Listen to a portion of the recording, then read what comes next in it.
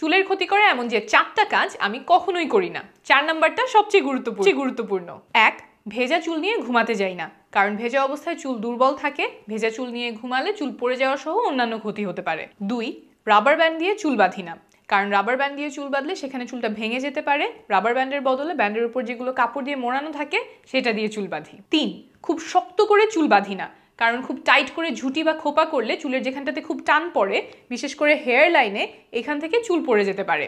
ডাক্তারি ভাষায় এটাকে বলে ট্র্যাকশন অ্যালোপেশিয়া। 4, তোয়ালে দিয়ে ঘষে ঘষে চুল শুকানো।